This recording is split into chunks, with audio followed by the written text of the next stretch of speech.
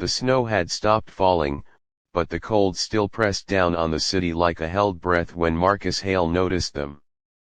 It was Christmas night, yet the street outside the small bus terminal looked abandoned, washed in pale winter light from passing headlights and flickering decorations. A widow sat on a metal bench, her shoulders hunched, two children curled against her sides like they were trying to disappear into her coat. What caught Marcus wasn't just their stillness, it was the look on the woman's face. It was the look of someone who had already cried all the tears she had. If you believe that kindness can change a life and that second chances still exist in this world, take a moment right now to like, comment, share, and subscribe to the channel One Heart Stories, because stories like this remind us why compassion still matters. Marcus had survived places most people only saw in movies. Years as a Navy SEAL had trained him to read danger, to notice details others missed. But this wasn't a threat assessment. This was something heavier. The woman's name was Evelyn Carter, though Marcus didn't know it yet. All he saw was exhaustion carved deep into her face, the way her hands trembled as she tried to keep her children warm, and the single suitcase at her feet that looked far too light to hold a future. Christmas lights blinked cheerfully above them, cruel in their contrast. People passed by earlier in the day with shopping bags and laughter, but by nightfall the warmth had drained from the streets, leaving only silence and cold behind. Evelyn hadn't planned to be there.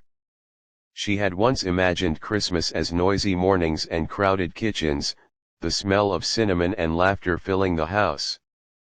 But her husband Daniel had died 2 winters earlier, a construction accident that took more than his life. It took stability, safety, and the small dreams they'd been building together.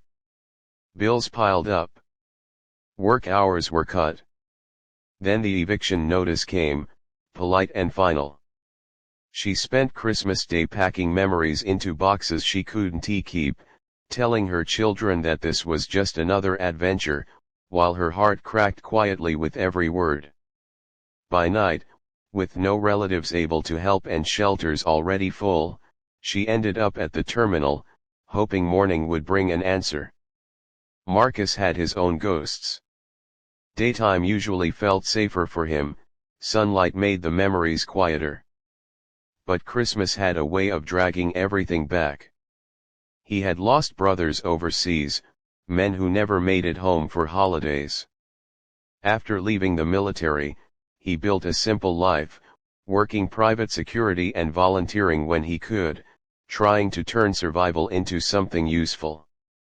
He believed in structure, in control, but standing there, watching a mother and her children sit alone on Christmas night, he felt something stir that discipline couldn't contain.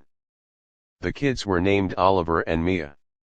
Oliver was old enough to sense fear but too young to understand it. Mia slept against her mother's arm, clutching a worn stuffed rabbit. Evelyn kept smoothing her daughter's hair, a repetitive motion that betrayed her anxiety. She told herself she had to stay strong, that breaking down wouldn't help. But the cold seeped in, and hope felt thinner with every passing minute. Marcus didn't think of himself as a savior. He simply knew what it looked like when people were out of options.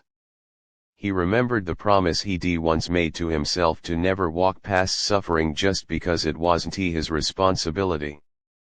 So he stepped closer, his presence careful, non-threatening, shaped by years of understanding fear.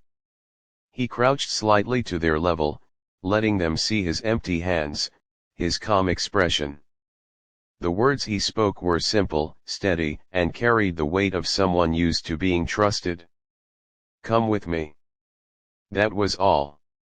No speeches. No pressure. Just an offer. Evelyn hesitated. Life had taught her that help often came with strings, that trusting the wrong person could cost you everything. But something about Marcus felt solid, like a bridge that wouldn't collapse. Maybe it was the way he looked at her children first, not at her fear. Maybe it was the quiet confidence of a man who didn't need to explain himself. After a moment that felt like a lifetime, she gathered her children and stood. What followed wasn't dramatic, it was gentle. Marcus drove them through streets that looked different in daylight, quieter, softer. His home wasn't large, but it was warm. Sunlight from earlier that day had left a glow in the rooms, and the heater hummed like a promise. He gave them space, blankets, food, and dignity. He didn't ask for their story right away. He understood that safety came before explanations. Over the next hours, the tension slowly eased. Oliver's shoulders relaxed. Mia smiled in her sleep. Evelyn finally allowed herself to sit without scanning exits, without planning the next emergency. She cried then, not loudly, but in deep, shaking breaths that released weeks of fear. Marcus busied himself with small tasks, pretending not to notice, giving her the privacy she needed. By morning, daylight filled the house, turning Christmas into something new. Not perfect. Not fixed. But possible. Marcus connected Evelyn with resources, job leads, and legal aid. He didn't promise miracles, only support. And sometimes, that was enough to change everything. If this story touched your heart even a little, if you felt that quiet hope building inside you, please take a moment to like, comment, and share this video. Your engagement helps these stories reach people who need them most. And before this story ends, we have one special request: leave a comment sharing where you're watching from or one act of kindness you've witnessed. Your words might inspire someone else to keep going.